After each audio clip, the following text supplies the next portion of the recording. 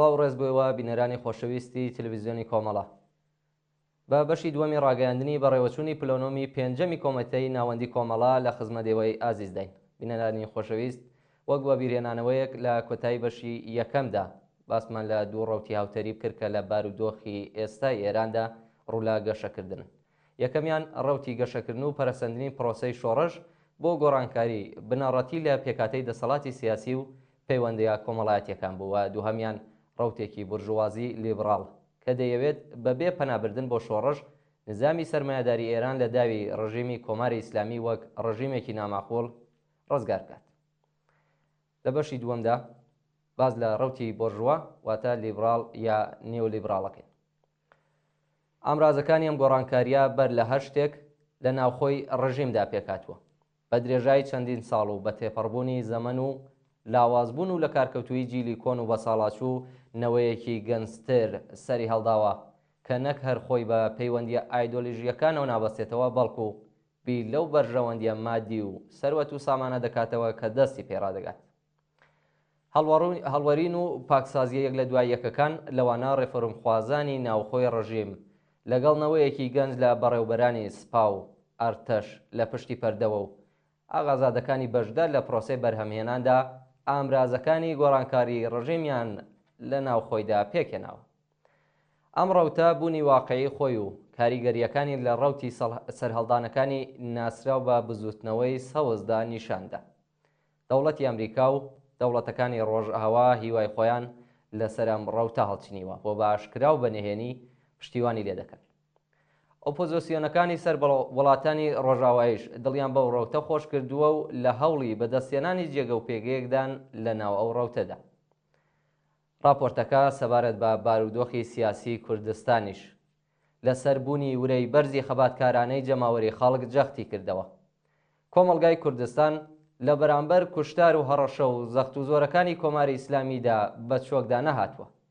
خەباتی کۆمەڵانی خەڵک بە شێوەیەکی مەدەنی و جەماوەری بەردەوامە و هەڵسوڕاوانی ئەم بوارە تا دێت خاراوتر و بە ئەزمونتر دەبن. چالاکی مەدەنی لە فۆرم و شێوازی جۆراوجۆردا لە ئارادایە.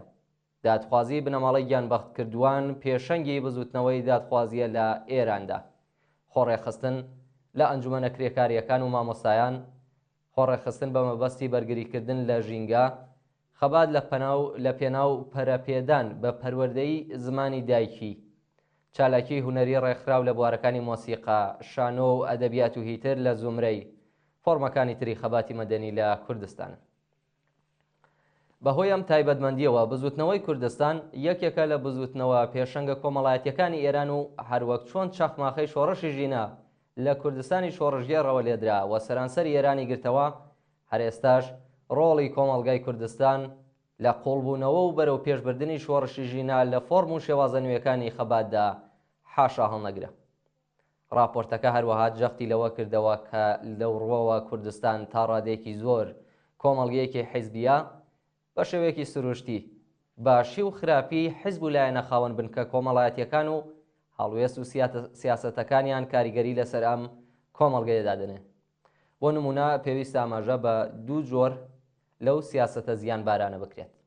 هەر سیاسەتێک کە زیان بە هاوپشتی خەباتگێڕانەی خەڵکی کوردستان لەگەڵ خەڵکی هاوچارەنووسی خۆیان لە ئاستی ئێران بگەێنێت، هەر سیاسەتێک کە پەرە بدات بە دووبەرەکی و نەفرەت و بێزاری نەتەوەی بەتایبەت لەو ناوچانەی کە خەڵکی کورد و نەتەوەکانی تر لە کەناری یەکتردا دەژین، لەگەڵ ڕۆحی بزوتنەوەی عەداڵەت خوازانە و پێشڕەوی خەڵکی کوردستان ناتەبایە و پێویستە ڕەت بکرێتەوە و لە قاو بدرێت.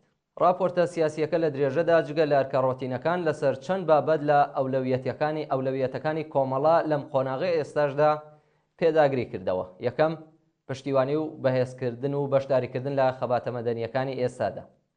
دووهەم، پتەوکردنی تەشکیلاتی حیزبی. سێهەم، پەرەپێدان بە ڕێکخراوە جەماوەریەکان. چوارەم، دابینکردنی پێداویستیە کرداریەکان بۆ بەردەوامی کاری تەشکیلاتی ئاشرای کۆمەڵە لە هەرێمی کوردستان. سەبارەت بە بزوتنەوە مەدەنیەکان، راپۆرتەکە جەختی لەوە کردەوە کە کۆمەڵانی خەڵک تەنیا لە ڕێگەی خەباتێکی ئاشکرا و مەدەنی و جەماوەریەوە دەتوانن هەم بارودۆخی ژیانی خۆیان باشتر بکەن و هەم پێداویستیەکانی پێشڕەوی خۆیان بەرەو سەرکەوتنی کۆتایی دابین بکەن. خەڵک بە هێزی خۆیان ڕزگار دەبن و هێزی ئەوان لە بزاڤە بە کۆمەڵەکانیان و بە کەڵک وەرگرتن لە هەموو تواناوی و ئیمکاناتە بەردەستەکاندا دەردەکەوێت. نابێت خەڵک لە چاوەڕوانی دەرکەوتنی ئەو قارەمانەدا ڕابگیرێن کە گوایە سبەی ڕۆژ لەگەڵ هاتنی خۆیان سەرکەوتنیان بۆ بە دیاری دەهێنن. راپۆرتەکە لە بواری ڕێکخستنی حیزبیشدا لەسەر پێویستی پێداچوونەوە بە سیاسەتی ڕێکخستنەکان و گونجاندنی داهێنەرانەی لەگەڵ هەلومەرجی نوێدا جەختی کردوێتەوە. لەم بابەتەوە باسی ئەوە کرا کە پێویستە سەربەخۆیی تۆڕە کۆمەڵایەتیەکانی ئەو هەڵسوڕاوانەی کە بە شێوەیەکی ئاڵۆز هەڵپێکراون بە فەرمی بناسرێت. پرسی پەروەردەکردن و بارهێنانی کادر لە ناو ئەو تۆڕانەدا پێویستە لە ڕێگەی سۆشیال میدیا و تۆڕە کۆمەڵایەتیە ئینتەرنێتیەکانەوە ئەنجام بدرێت. لە راپۆرتەکەدا جەخت لەسەر ئەوەش کراوەتەوە کە ڕوونکردنەوەی لایەنە جۆراوجۆر و کردەیەکانی سیاسەتی ڕێکخستنەکان دەبێت لە ئەولەویەتی کارەکانی کۆمیتەی ناوەندی کۆمەڵەدا بێت. راپۆرتەکەی پلەنۆم سەبارەت بە ڕێکخستنی جەماوەریش جەختی لەوە کردەوە کە لە ساڵانی ڕابردوودا سەرەڕای بوونی دیکتاتۆری و سەرکوت ڕێکخراوە جەماوەریەکان لە کوردستان لە فۆرم و شێوازی جۆراوجۆردا سەریان هەڵداوە. لە درێژەی ئەم ڕەوتەدا پێویستە پێشوازی لە پێکاتنی هەر چەشنە ڕێکخراوێک بکرێت کە هێزی بە کۆمەڵ لە پێناوی گەیشتن بە ئامانجەڕەوە و ئینسانیەکان و دابینکردنی پێداویستی ڕەواکانی ئەندامەکانیدا بەکاربهێنێت. بەڵام راپۆرتەکە بێ ڕایوە بیرهێنانەوەی فۆرمە ناسرا و تەقلیدیەکانی ڕێکخراوە جەماوەریەکان ئاماژەی بە ئەزمموی پێکاتنی جۆرێکیش لە ڕێکخراوە کۆمەڵایەتیەکان لە کوردستاندا کرد کە بەکردەوە ڕۆڵێکی گرنگیان هەبووە لە نیشاندانی سیمای پێشڕەوی بزوتنەوەی کوردستان. بۆ نمونە ئەو تۆڕانەی کە لە کاتی کارەساتەکانی وەک بۆمەلەرزە و لافاو و کۆڕۆنادا پێکاتن و هێزی بە کۆمەڵیان لە پێناو کەمکردنەوەی ڕەنج و ئازارەکانی خەڵکدا ڕێک خستووە. ئەو تۆڕانەی کە لە سەردەمی شۆڕەشی ژینادا بەهانای بریندارەکانەوە چوون و ئیمکاناتی چارەسەر و پرسی حەشاردانی ئەوانی لە چاوی دوژمن دابین کرد و تۆڕی دایکانی دادخواز و دایکانی ئاشتی و هیتر. دوایین تەوەری راپۆرتەکە لە بواری ئەولەویەتەکانمان لەم قۆناغەدا بریتی بوو لە قسە و باس لەسەر دابینکردنی پێداویستە کردەیەکانی بەردەوامی کاری تەشکیلاتی ئاشکرای کۆمەڵا لە کوردستان. راپۆرتەکە لەم بابەتەوە جەختی لەوە کردەوە کە ئەولەویەتی ئێمە بریتیە لە درێژەدان بە کار و حزوری سیاسی لە هەرێمی کوردستان. لەو چوارچێوەیەدا باز لەوە کرا کە ئەگەر ئەم چالاکیانە لە وڵاتەکانی ئەوروپا و کانادا و زۆرێک لە وڵاتانی دیکەی جیهان ممکنە، ئەم ئیمکان و پێویستیە لەم ناوچەیە و بە هۆکاری جۆراوجۆر دوو هێندەیە. خەڵکی کوردستان ئێران و عێراق وەک دوو بەشی یەک نەتەوە هاوچارە نووسن، لە سەرکەوتن و شکستەکانی یەکتردا هاوبەشن، پەیوەندیەکی کۆمەڵایەتی بەربڵاو لە نێوان خەڵکانی هەردوو دیوی سنوورەکەدا بوونی هەیە. ساڵانە دەیان هەزار کرێکار لە کوردستان ئێرانەوە بۆ کارکردن دێنە هەرێمی کوردستان. هەزاران کۆڵبەری زەحمەتکێش لە ڕێگەی ئاڵوگۆڕ و هێنان و بردننی کاڵا لە نێوان هەردوو دیوی سنوورەکەدا بژیوی ژیانیان دابین دەکەن. پەیوەندیەکی سروشتی بەربڵاو لە نێوان هونەرمەندان و ڕووناکبیرانی هەردوو بەشی کوردستاندا دروست بووە و تا ڕادەیەک جێکەوتووە.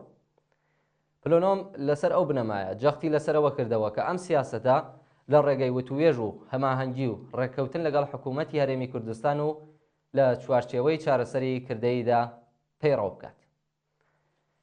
بەشداری کارای هاوڕێیانی ئامادەبووی پلۆنۆم باسەکانی ئەم راپۆرتەی دەقیق و دەوڵەمەندتر کردووە و هێڵە گشتیەکانی وەگاڕاستەی سیاسی ئێمە لە قۆناغی داهاتوودا پەسەند کران. لە بەشی راپۆرتی تەشکیلاتیدا لایەنە جۆراوجۆرەکانی کار و چالاکی تەشکیلاتی کۆمەڵە تاوتوێکران و لێکۆڵینەوەی لەسەر کرا. کەم و کوڕی و خاڵە لاوازەکان دەستنیشان کران و ڕێگاکانی چارەسەرکردنیان خرانە ڕوو. لەو ڕوەوە کە ئەندامانی کۆمیتەی ناوەندی کاتێ حیزبی کۆمونیستی ئێرانیش لەم پلۆنۆمەدا بەشدار بوون هەر لەو دانیشتنەدا بەڵگەنامە پێویستەکان بۆ ڕادەستکردن بە کۆنگرەی 13هەم باس و لێکۆڵینەوەیان لەسەرکرا و پێشنیار و بڕیارنامە پێویستەکان سەبارەت بە ئامادەکاری کۆنگرە پەسەند کرا. کۆمیتەی ناوەندی کۆمەڵا ڕێکخراوی کوردستانی حیزبی کۆمونیستی ئێران چواردەی جوێزەردانی 1403 هەتاوی بەرابەر بە 4 ژوانی 2024 زاینی.